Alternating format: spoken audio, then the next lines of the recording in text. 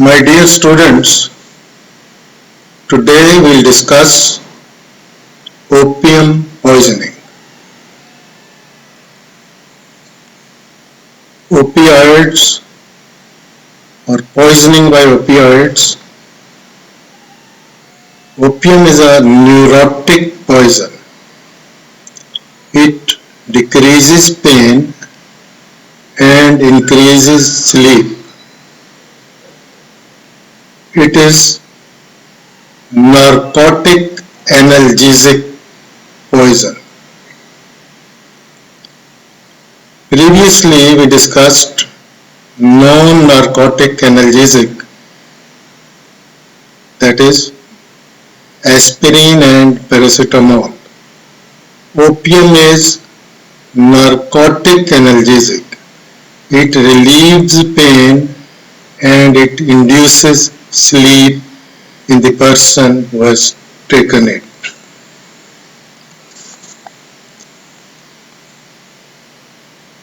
The most important alkaloid of opium is morphine. Then there is a alkaloid called codeine, which is methyl alcohol. Heroin is diacetyl morphine. Similarly, there are synthetic compounds having action just like morphine, for example, pethidine and methadone. Before starting the topic, here is a case study. A 19-year-old female with history of psychiatric illness, her weight was 70 kg. She took 200 tablets of a drug containing codeine. As I told you earlier, codeine is an alkaloid of opium which chemically is methyl morphine. So she took codeine, total amount 2.3 grams. She was brought to emergency ward. She was in deep coma. Her pupils were pinpoint. Respiration was shallow. I repeat, she was in coma, pupils pinpoint, and respiration was shallow, depressed. She was given 2 injections of naloxone, 0.5 milligram each, and it was given intravenously. The respiration improved. There was slight dilatation of pupil. She was also given continuous drip of nalorphine. 5 days later, there were signs of brain stem damage and she died during convulsive crisis. This figure shows flower, leaves and fruit of opium, the plant called Papaver somniferum. This picture shows poppy crops which are grown very commonly in our tribal areas adjacent with Afghanistan.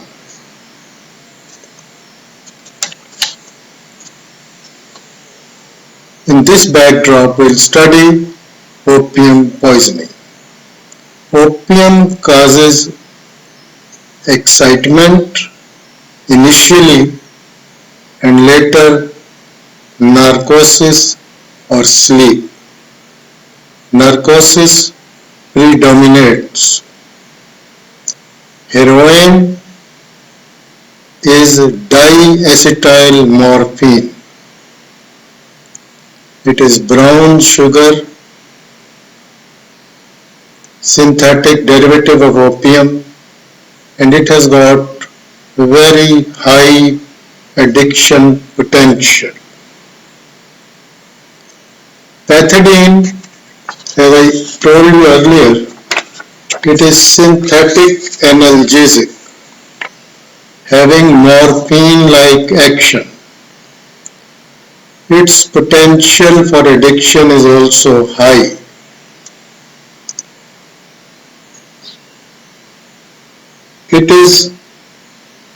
This pethidine is administered intramuscularly or intravenously for its analgesic, for its narcotic, and for its antispasmodic effect. In the past, pethidine used to be given in emergency ward in combination with atropine to relieve pain of abdominal colic, to relieve renal colic and other abdominal pains. As I told you earlier, it is also a drug of addiction just like morphine. It produces euphoria, it produces tolerance. Person becomes tolerant to this if it is taken repeatedly. And if he stops taking it, there are withdrawal symptoms. Doctors and nurses, they are very vulnerable to become addicted to this drug because it is easily available to them. Opium is dried juice obtained by inseam of the unripe capsule of white poppy fruit, plant Papaver somniferum. This is how opium is obtained. Inseam is given to the poppy fruit, white fluid oozes out, it is collected and we let it get dried. After some time it becomes brownish then black, and this is how opium is obtained. This is natural oozing out of the fluid from unripe poppy capsule. Opium contains two types of alkaloids, two groups of alkaloids.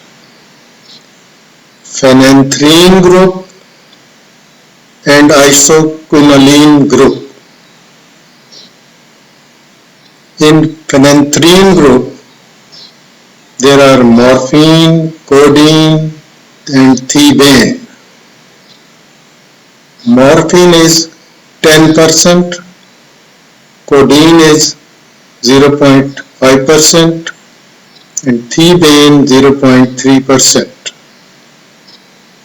In isoquinoline group, papaverine 1% and narcotine 6%. And synthetic derivatives are heroin and diamine.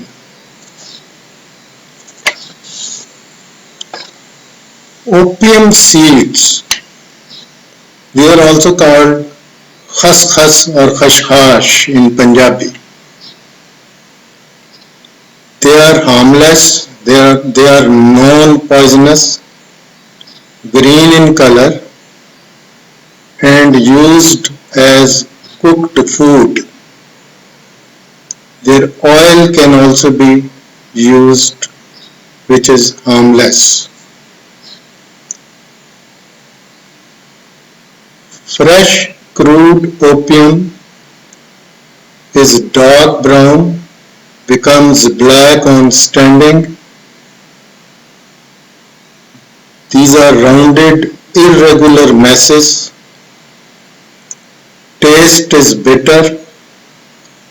Smell is characteristic. Smell is that of raw flesh. Morphine and codeine are used in medicine as narcotics and as sedatives. Apomorphine is used as an emetic and it is used in injection form. Routes of intake are ingestion, inhalation, injection and application on the skin.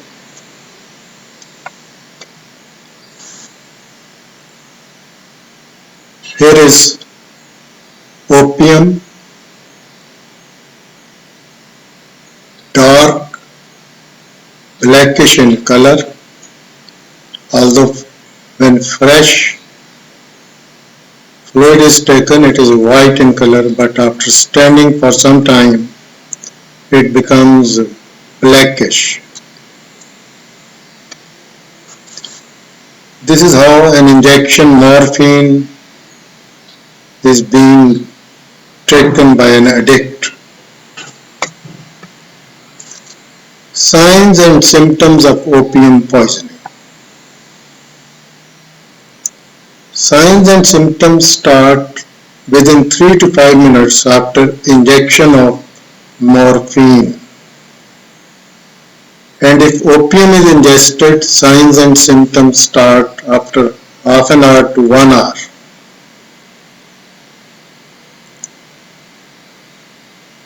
Opium and morphine, they act on central nervous system,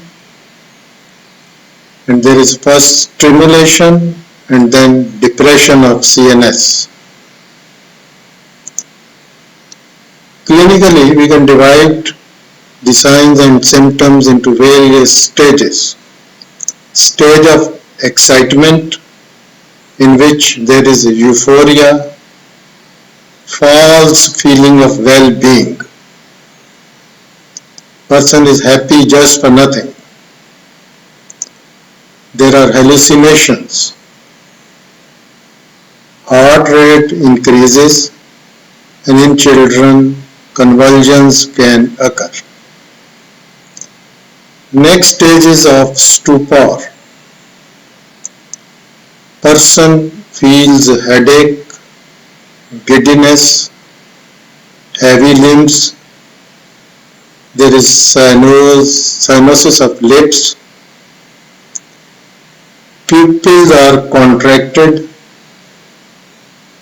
and skin is itchy. Next stage is of narcosis. In this stage, person sleeps, then sleep becomes more deep, then he goes into deep coma, muscles are relaxed, pupils become pinpoint, temperature is decreased, skin is cold, there is profuse perspiration, blood pressure falls, and respiration is depressed. In fatal cases, froth comes from mouth and nose. Breathing is irregular and sighing. We call it Cheyne-Stokes breathing. Pupils are pinpoint. Person is in deep coma, which may lead to death. Breath gives typical smell of opium, that is, of raw flesh. Fatal dose is 200 milligram of morphine for an adult and 2 grams of opium. 1 to 3 drops of tincture of opium are sufficient to cause death in an infant. Fatal period is from 9 to 12 hours.